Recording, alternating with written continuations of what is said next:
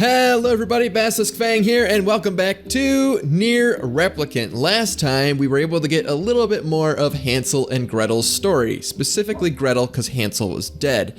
And it seemed like Gretel had some sort of change of heart. They didn't like the other shades or the other gestalts, the smaller ones, the more minor ones, I guess you might say. Then apparently over time, Gretel learned to accept them and appreciate them, and during the battle we can hear him. I don't know if Gretel even has a gender. I mean, Gretel in the traditional fairy tale has, is the female of the duo, but I don't know if shades have gender. Anyway, so Gretel was talking about how they needed to protect the shades, and we were, ruining everything and all this stuff. And I think it's interesting because the main character here, the brother, has always had this sort of indifference or like animosity towards the shades. And understandably so, because, they kind of kill a lot of people and took his sister away from him and all that stuff. But he doesn't understand that they have a level of humanity to them, like we are now starting to understand through the lens of Kaine. Because Kaine, it seems like, can actually understand what the other shades are saying, since she herself is actually part shade. But what's funny about that is she's not gonna let the main character know any of that stuff because she doesn't like the shades. She wants to kill them probably even more than the main character does. So she can actually hear them talk about their humanity, experience their humanity and all this stuff, and she just doesn't care. Anyway, I've been talking a lot. We need to do stuff. We probably need to go talk to Popola? No, we already talked to Popola, that's right. We either needed to go to the junk heap or to the Forest of Myth? The forest, whatever it's called, and we decided we're gonna do the forest first. However, I wanna go and check on Devila in the pub. She might have a side quest for us, but it might be one that I already had last time and I just need it reassigned to me. But when you do the multiple storyline thing, or the multiple ending thing, the side quests sometimes get a little weird. Hey there. Mind hearing me out for a minute? I was, sort of doing something, but sure. What's up?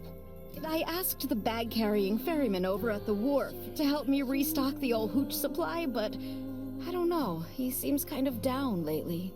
If something's troubling him, it'd mean a lot to me if you could help him out. I don't think we got this quest last time. Did we miss this quest last time, or can you only get it in the ending B storyline?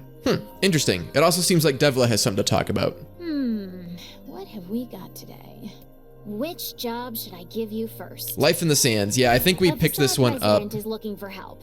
Yeah. Flowers or... That's right. I think we picked this one up, and we just never actually finished it. So yeah, it's the chick that wants the pink moonflowers or whatever, and I don't know where to find those. It might be a ending B thing, because we did get some sort of flowers. Yeah, we got gold moonflowers last time, and I don't think we had those at all in the ending A playthrough, so either I entirely missed them, or they're only something you can get in ending B. So maybe we can actually do the pink moonflower quest this time. We'll see. Well, the ferryman is actually pretty close by, so it would be kind of dumb for us to not stop by and see what he wants. Whoa, hey, you were not kidding about him seeming down. Interesting. What's troubling you there, buddy? How did it come to this? My life is over, I tell you. Over! Did we do this quest last time? I remember him being this dramatic, but he's also just kind of this dramatic all the time. I sense another inane and time-consuming request coming on. Easy. Blah, blah, blah, blah, blah. Hey there. Blah, blah, blah, blah. Whoa is what's going on. So I ended up Blah, blah, blah. Yeah, we did this. It's the wedding anniversary stuff. That's right. All right, never mind. I'm sorry I'm wasting everybody's time. Yeah, okay, so we did do that before. I remember it now. It's gonna be just sort of part of his little side story, I think. We need to go get a red jewel. Like, we talk about how, they fell in love over their shared love of all things crimson, and he's gonna get her apples and red flowers, and I'm gonna go find a red jewel, and it's at the Strange Thing store in Facade. We did this already, so I'm not gonna bore you with it anymore. Unless something new comes up. Anytime something new comes up, and I know for sure that it's new, I'll definitely show it to you. But otherwise, I'm gonna sort of keep on trucking and plowing through the story and side quests and all that stuff. So let's go ahead and go to the forest and see if there's anything new there. Ah, right there, Mr. Elder. I'm assuming you're gonna tell us the same thing you told us last time. You want to know if anything unusual is happening? In this forest, I think something unusual is always happening. All right, we're not supposed to go near the tree, blah, blah, blah, blah. We've heard all of it before. So of course we're gonna go up to the tree. We are the grass, the trees, the woods. Indeed. Why do we seem to encounter nothing but odd people lately? You should talk, Vice. As if Grimoire Weiss is capable of spouting such nonsense. Hang on. I don't think it's done. Is the dark entity that governs all memories. May the words form themselves to your liking. I don't remember that voice, but it probably did exist last time. Black. Pure darkness. Painted over everything. I'm assuming this is going to be the same. If it ends up being the same, then I'm just going to stop reading and we're going to skip over it. Words. Scattered here and there across the blackness. Kind words, difficult words, amorous words, all sparkling in the dark like jewels. The words were few now, but time was shorter. Grabbing the words in desperation, the tree turned to the sky. "This is wrong," whispered the tree in the voice of the wind through the leaves. "This is not how it was supposed to be. The plan has failed." Once long ago, the tree had remembered everything about the world. This was its task, its function, its purpose. We've already done this. It shivered with something approaching joy as it collected the memories of mankind. This was no accident. Emotions were as much a part of the tree as root and bark. We already did this, but I actually think I'm going to reread it again just because there might be information here. Now that we know about Project Gestalt and things like that, we might learn something new from this same story. Memories collected like dew on the thick green leaves of the tree. And once they had formed a web that spanned the entire world. Words collapsed into sunlight before passing through the leaves and into the pool of memory. From the pool, the words joined together to form colonies. The colonies united into whirlpools of light, and the light coalesced into stars. Each star was like a child of the tree, and it loved them all. Look at my memory. A child is here, brought low by disease. He is far too young to have suffered so. Thin beyond words, the boy's skin is a shade paler than the bleached sheets upon which he lies. His parents no longer visit him, for they cannot bear to watch him suffer. The doctors have long since surrendered his fate to the gods. The boy, too, has abandoned hope. Strange emotions, weariness, hatred, swell within the dark recesses of his young heart. He tries to reject the black terror that germinates in his body, but no amount of effort or tears can drive the invader away. He has long ceased to resent his parents and doctors. Once he did, but now his pain is so great that there is little room in his heart to think of others. Only one person brings the boy comfort, a healthy young girl with tan skin and deep brown eyes. She is a beacon of brightness and light in the boy's world. Her very presence is a comfort to him, but he is unable to look upon her face. Whenever they meet, the boy is filled with loathing for his own state. Soon, this loathing eats away at what joy he receives from the girl's visits. The girl will stop coming. He knows this. His every waking moment is spent in fear of this day. He thinks that if he could talk to her, he could tell her of his feelings. This might not be so, but this conversation never happens. The girl disappears. The boy dies alone. The tree scoops up this memory and carefully stores it within itself. Etched upon it is a single word: envy. Look at my memory. There's a female warrior. Her greatest enemy is a beast with red eyes that she cannot fully comprehend.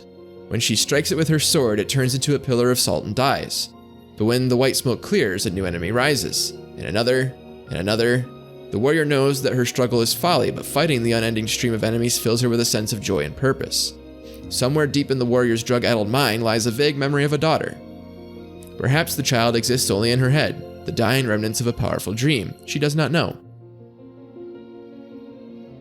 Her friends and fellow warriors come and go. Some flee in terror, some are eaten. She began the fight with 23 companions, but most are gone now.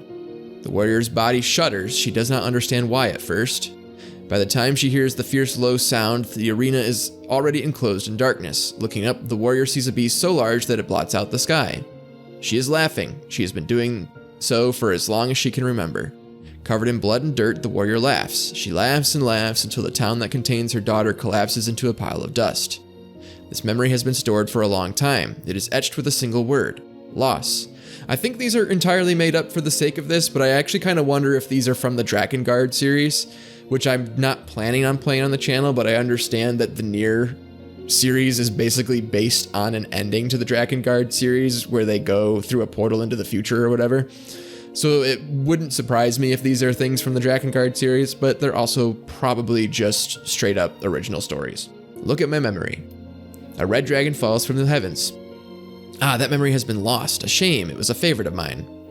After many centuries of existence, the tree saw that its carefully labeled memories were beginning to dwindle. Once seemingly infinite, the memories now seemed ready to disappear forever. The tree did not feel sadness at this. Grief was an emotion beyond its comprehension. It did, however, have the distinct feeling that something was missing. The mountain of memories it had so carefully assembled had disappeared. The tree stretched its branches as far as it could, but new memories refused to flow. The pool of memories was a black, empty pit, a hollow place where life had once flourished. The tree had lost its purpose. There was nothing to be done but sift through the few remaining memories littering the ground under its branches. This is why the tree was pleased when the young man and his companion entered the room. Well, this place is gloomy as hell. The room Basilisk had entered was almost completely empty. All he could see were a few crystals scattered haphazardly on the ground. Picking up one of the crystals and peering into it, Basilisk suddenly saw a familiar sight. It was the Forest of Myth, its villagers, prisoners of their own dreams. I apologize, the tree thought. That is all that remains. As Basilisk stared at the jewel, bewildered, a voice suddenly called out from the depths of his mind. The voice implored them to listen. It was an order. Following it was mandatory. Abruptly, the pair realized that they must listen. They must listen. Look there. A small shadowy presence appeared from beneath the floor. It appeared to be a shade. The shade grasped several jewels in its hand. More jewels tumbled out of its mouth like shards of broken teeth, sights and sounds tinkling from each one before vanishing forever. The creature was abusing the memories, treating the precious objects like a collection of cheap playroom toys. This shade appears to be consuming the memories. These things eat memories? The tree extended a branch toward Basilisk. Without a second thought, Basilisk brought his blade down on the shade, tearing its stomach wide. Jewels burst from the shade and poured across the chamber floor. Look, thought the tree, there is the conviction memory I had lost, and satisfaction, and many others as well. Yes, this is good. The tree opened its mouth and attempted to speak, but no sound emerged. A millennium of silence and solitude had caused the tree to forget certain things, but rather than be upset, it greeted the development with good cheer. Focusing all of its power on the riddle of speech, the tree formed a kind of makeshift vocal cord and tried again. I implore... It spat out a glimmering green jewel. One more time. I implore you. There we are. What was the color of the lost envy? Was it brown? It's gonna make me redo the entire thing if I get this wrong. We've already done these questions, I'm just gonna skip past this part. It spoke. This shade has intelligence and emotion. Who cares? Basilisk brushed Vice's comment aside as his sword sliced through the shade's right arm. The shade extended its remaining arm to Basilisk. I must touch him. I must make contact. The moment its fingers brushed against Basilisk, the tree felt a warm sensation begin to burn. Something hot coursed through its fingers, up its arm, and out of its entire body. It was emotion, more than the entity had felt in centuries. The tree cried out in surprise and joy. 1,000 years alone, 1,000 years in quiet contemplation, the tree felt like it was going to break apart. For long centuries, the tree had been alone, its heart sealed with heavy chains, but no more. New powerful emotions began to take hold, causing its heart to lighten. I don't know if you noticed, but I'm trying to read this really fast. A, because we've already done it before, and B, because these reading segments take forever if I read them at the speed that I would like to read them at. This was more than the simple emotions it had been designed to feel. It was the beginnings of a soul. And the young man was the key. This was the promise made long ago. This was how it would be released. That's interesting, considering that the main character is basically going to be like a parallel to the Shadow Lord, and Yona is a parallel to the Shadow Lord's essentially lost sister. So I don't know if that's what they're getting at, or if I'm entirely misinterpreting this. The tree's stomach began to throb in pain, a new and unpleasant sensation, but the time was not yet right. I implore you, how many were lost by the warrior who fought the red-eyed beasts? She had her daughter and 23 friends. That one I do remember. That one's really easy to remember. Okay, riddle time is over. I'm going to kill this stupid shade once and for all. Something round and shiny fell from the open stomach and clattered to the floor. The key! Cried the book. Secure the key! The man's sword slowed. Time began to dilate around them, stretching and slowing. Time is essential. The next word must be heard. The words exploded. It became difficult to discern their meaning. The pool of memories began to crack as infinite blackness burrowed its way into the wall. Vice is now speaking. This world is falling apart.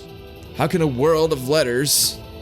I implore, most important thing, world, I'm gonna go with Yona. Dot dot dot dot dot dot dot dot dot dot dot. The light is complete. The memories disappeared. The tree's identity began to dissolve. As the letter slowly faded, Basilisk was drawn back to the real world, and the tree was satisfied. All right, we've already done that before. You can glean any new information from that story that you want. I see some parallels between like Emil and Kaine and some of the characters, but other than that, I didn't glean too much more information. But if you glean more information, put it in the comments. I'd love to hear from you. All right, so we got the memory fragment. That's what it's called, I think, for the key. And now we're gonna head over to the junk heap and try and get the one there. Damn! Where'd they go? Get him! Don't let him escape! Interesting. This is not the cutscene we had last time we came to the junk heap.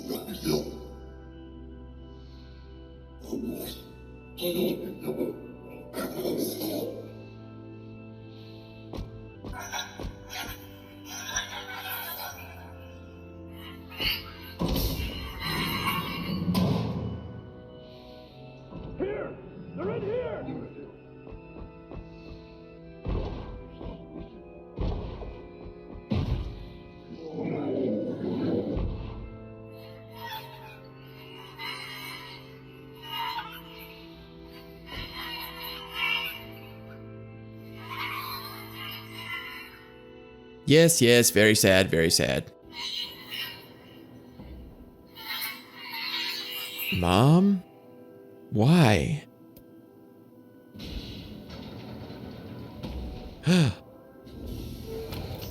Hello there, big bad machine. Who's there? Who are you? Oh, the machine talks. I'm Khalil. What's your name? Military defense robot, P-33. You are an intruder. You must be eliminated. Error. There is something leaking from your eyes. Do shades cry? I'm crying, you big dumb robot. I miss my mom. What is crying? Who is Mom? It doesn't matter. I can't see her ever again because she's dead. My creator is also dead. He perished hundreds of years ago. Hundreds of years ago? Really? 874 years, 10 months, 14 days, 4 hours, and 43 minutes. 44 minutes. It'd be funny if it did the seconds and it was like, and 10 seconds, 11, 12 seconds, 13 seconds.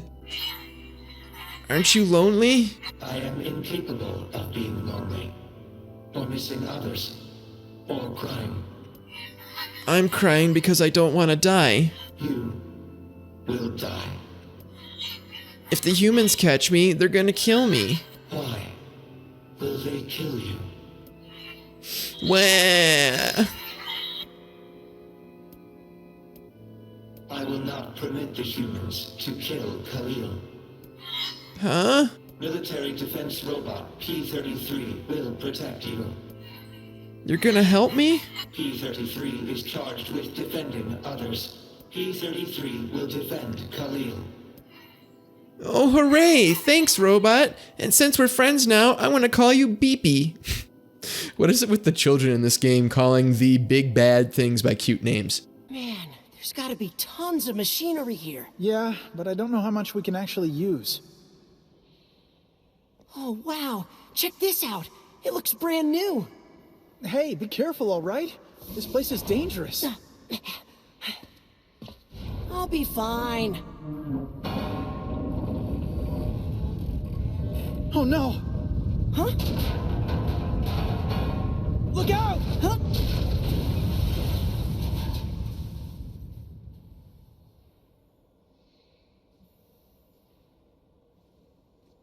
Huh?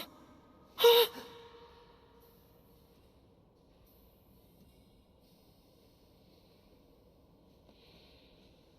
Jacob! Oh god, this can't be happening! Jacob! Jacob! No!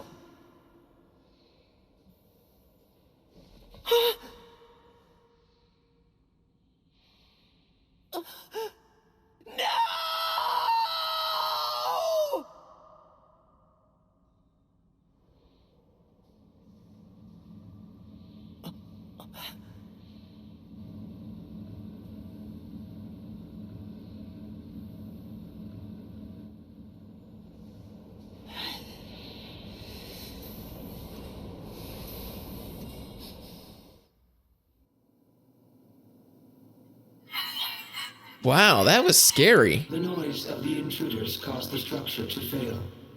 They should have proceeded with more caution. One intruder has perished. Oh, that's terrible. I don't think they were chasing me. They seemed nice. Interesting, so we get a little more context to the Shade's relationship to Gideon versus Gideon's relationship to the Shade and the robot. Brothers. They might know something about this. Well, one of them does, that's for sure. Hi Gideon, are you crazy yet? Oh, hey there. It's been a while. No, he's actually quite normal. You're the little one, aren't you? You've grown up. How fares your brother? My brother's been dead for 4 years. Oh, I see. Please forgive the question. It's okay. I need to ask you something. What is it? You heard any rumors about shades around here? Not the little ones. I'm looking for one that's unusually big and powerful. No, I haven't heard about anything like that. But I haven't really been listening. All I want is to destroy robots. Just rip them up. Oh, wait, here comes the crazy. Okay. Never mind then. See you later. Just a taste of the crazy. Wait! Yes. I recently got my hands on a weapon.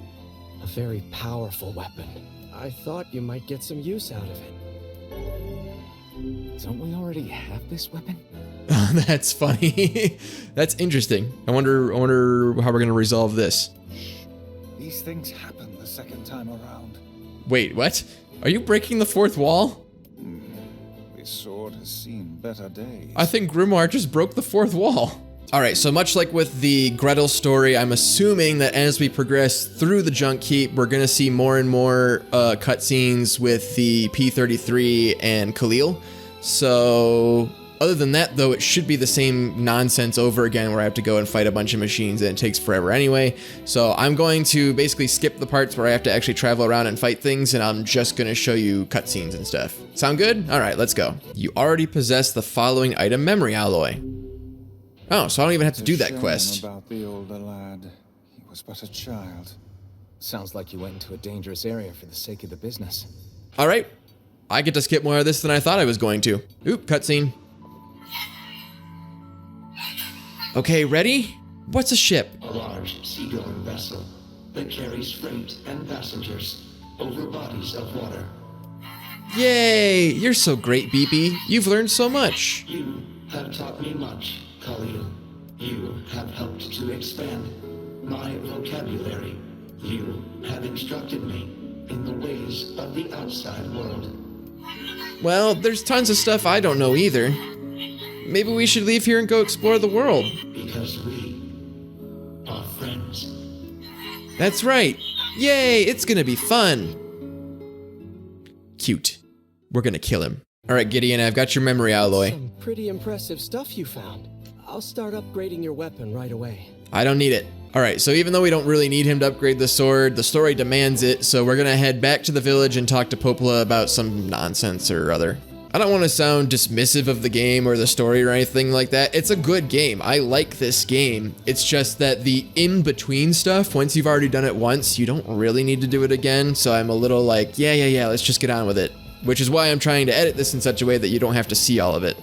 But even though I said that, I am talking over the parts where that's happening, which means I'm going to put this into the video, and I'm actually just wasting your time by myself instead of the game wasting your time. So I'm going to shut up now. Alright, so I just got out of my meeting with Popola, and I forgot we have to do the whole side quest thing where we go to the area and we fight the big monster and all that fun stuff. So, since that's going to take a lot of time, I'm actually going to end this episode here. And I was hoping we were going to do the P-33 and Khalil storyline this time, but I guess we're not going to have time to do that. But we'll get to that next time. I'm really interested to see how their storyline plays out, because I think we're going to have a really cute relationship between Child Shade and Machine, and then we're going to cut it short and it's going to be depressing. But then also there was the big, I can't remember what it was called. Wendy? I think the shade that we're going to fight in the Airy has a name. It might be Wendy. It probably has information too. I'm assuming we're going to be able to understand things it says, and we might actually pick up some interesting information there. So that'll be exciting too. That's part of why I want to end this here, is because we might do 2 pretty entertaining boss fights next time. At least in terms of learning new information about the shades / gestalts and all that stuff. So anyway, I've been talking long enough. Thanks again, and I will see you guys all next time. Bye-bye.